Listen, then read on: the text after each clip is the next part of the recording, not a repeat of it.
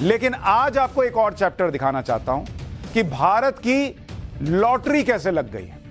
वो भी ऐसी वैसी नहीं, 36 लाख करोड़ की लॉटरी लगी है इंडिया की। ऐसे वक्त में जब दुनिया की अर्थव्यवस्थाएं डूब रही हैं, कैसे भारत की 36 लाख करोड़ की लॉटरी लगी और 30 साल से छुपी और दबी इस लॉटरी को कैसे पीएम मोदी ने ढूंढ निकाला, अब इसका चैप्टर।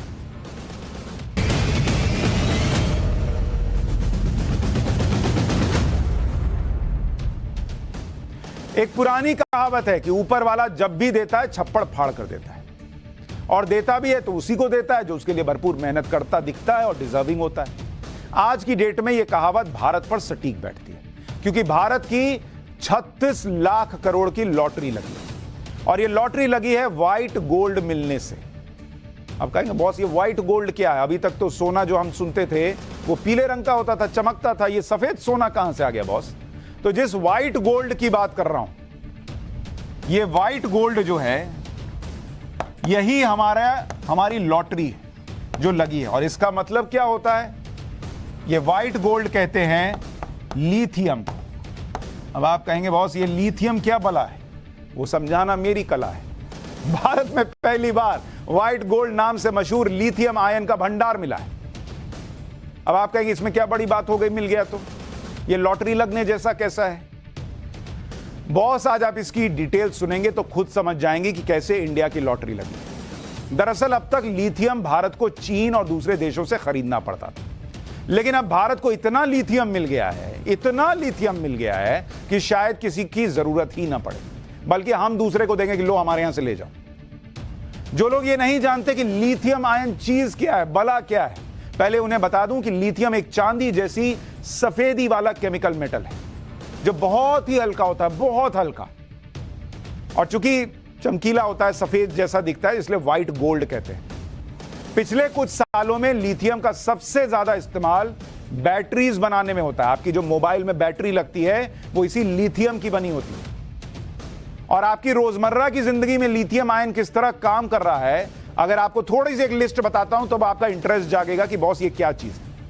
आपके मोबाइल में लिथियम का इस्तेमाल होता है, आपके लैपटॉप में लिथियम का इस्तेमाल होता है, आप जो टैबलेट देखते हैं उसमें इस्तेमाल होता है लिथियम का, जितना ब्लूटूथ डिवाइस इस्तेमाल करते हैं सारे में ज्यादातर में लिथियम इस्तेमाल होता है। बैटरी से चलने वाले खिलौने हो गए, कैमरा हो गया, टू व्हीलर हो गया, कार हो गई जो बैटरी से चल रही है, सीसीटीवी जिसमें आप लगाए हुए हैं घर में, सब जगह लिथियम का इस्तेमाल हो रहा है। और इनके अलावा भी बहुत सी ऐसी चीजें हैं जिनमें लिथियम आयन का इस्तेमाल होता है। ये तो आपसे जुड़ी हुई जो रोजमर्रा की चीजें वो बता रहा हूं।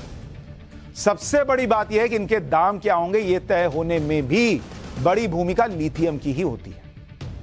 अब स्मार्टफोन और लैपटॉप से लेकर इलेक्ट्रिक गाड़ियों तक की बैटरियों में लिथियम का इस्तेमाल हो रहा है, और यही वजह है कि दुनिया भर की कंपनियां लिथियम के पीछे पड़ी हुई हैं।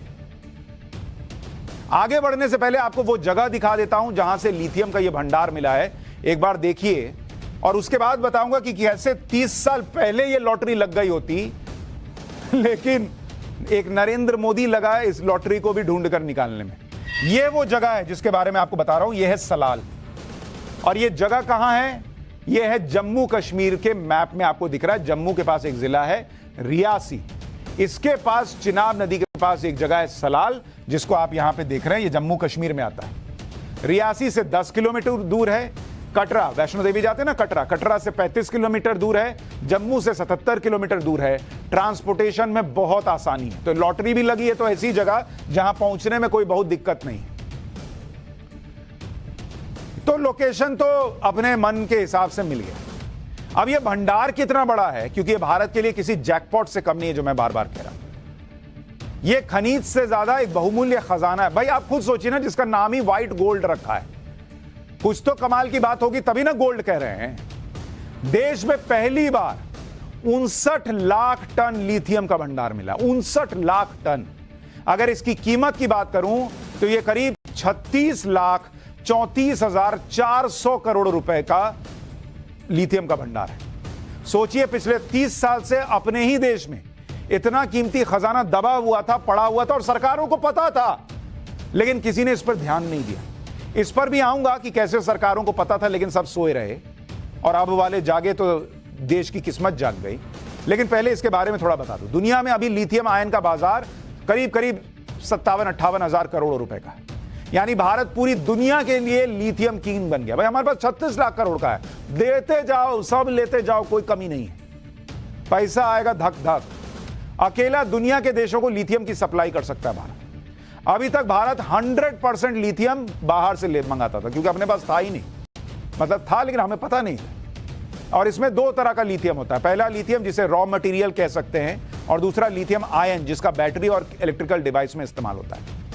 भारत करीब 70% लिथियम चीन से मंगाता है, और करीब 73% लिथियम आयन जो है, लिथियम आयन, वो चीन और हांगकांग से मंगाता है।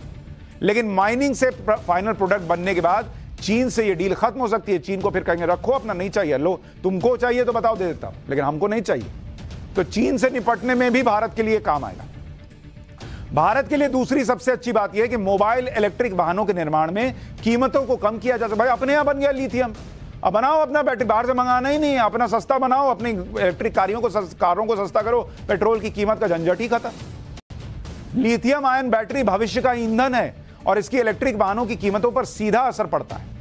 यानी भारत के लिए मोबाइल और इलेक्ट्रिक व्हीकल में बहुत बड़ा स्कोप है, क्योंकि आपको मैंने पहले ही बताया था कि भारत मोबाइल मैन्युफैक्चरिंग में कैसे तेजी से बढ़ा है, इसलिए चीन की नींद उड़ी हुई है।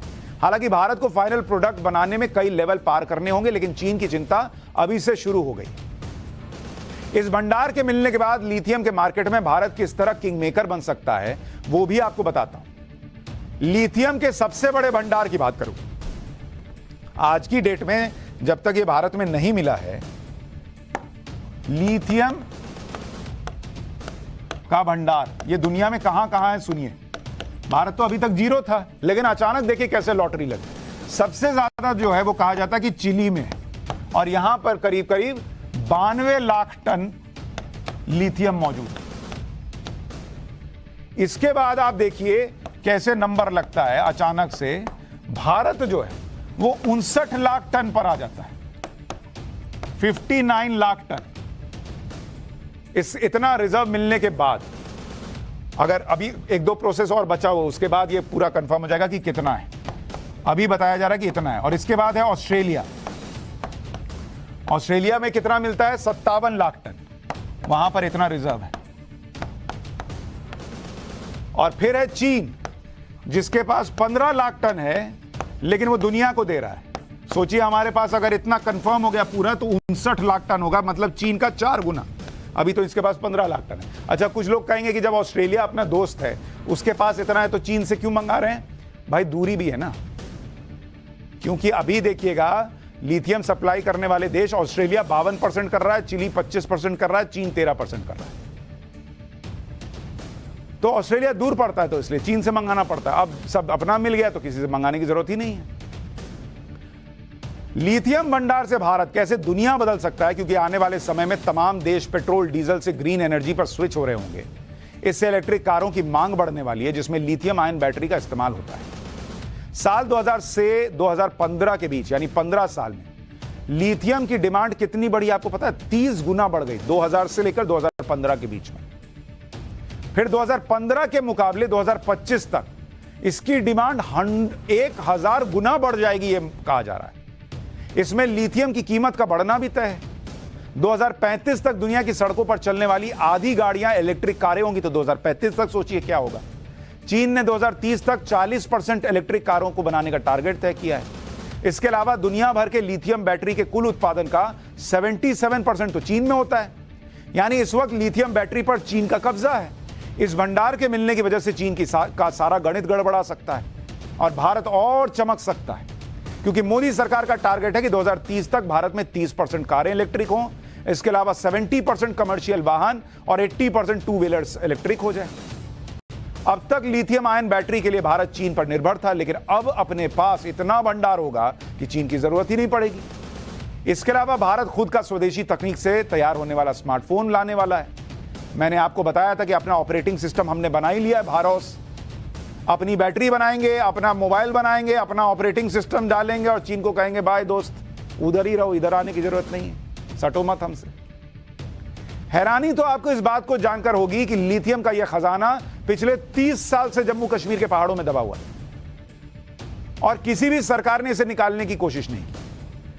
आपको डबल झटका तब लगेगा जब आपको यह पता चलेगा कि सरकारों को यह पता भी था कि यहां पर यह है, फिर भी किसी ने यह प्रयास नहीं किया। इस बात की जानकारी जीएसआई यानी जियोलॉजिकल सर्वे ऑफ इंडिया की एक रिपोर्ट से होता है। साल 1995, 96 और 96, 97 में जीएसआई ने खनन मंत्रालय को एक डिटेल्ड रिपोर्ट सौंपी। यह रिपोर्ट की कॉपी दिखा रहा हूं। इस रिपोर्ट का टाइटल था final report on regional geochemical survey for base metals and lithium in Salal area, उसी सलाल एरिया में जहां पर यह मिला है। इस रिपोर्ट में कहा गया कि जम्मू के पास सलार एरिया में बड़ी मात्रा में लिथियम भंडार के साक्ष्य मिले हैं। यह रिपोर्ट 1992 से चल रही रिसर्च के आधार पर तैयार की गई थी। तभी पता चल गया था कि इस हिस्से में हाई वैल्यूज ऑफ लिथियम मिल सकता है, लेकिन तब से अब तक यह रिपोर्ट सरकारी फाइलों में धूल खाती रही। सोचिए 97, 96 में पता चल गया कि इतना सफेद सोना अपने पास पड़ा हुआ है और लोग सोए रहे। सोना तो छोड़िए, लोगों ने अपना सोना जारी रखा, नींद मार के सो गए। मोदी सरकार ने इस खजाने को ढूंढ निकाला और अब इस पर काम शुरू किया जाए। आप सोचिए इन 30 सालों में सरकारों की लापरवाही से देश का कितना नुकसान हो गया। जम्मू कश्मीर के लोगों का रोजगार कितना चला गया। देश की आर्थिक स्थिति में सुधार हो सकता था, लिथियम खरीदने का खर्चा बच सकता था। हर साल भारत करीब 8,500 करोड़ का लिथियम खरीदता है। इससे अंदाजा लगाइए कि इस दौरान भारत का कितना पैसा बच जाता। लेकिन लोग सोए हुए थे। अब एक आदमी आया है, जगा रहा है, तो लॉटरी लग रही है।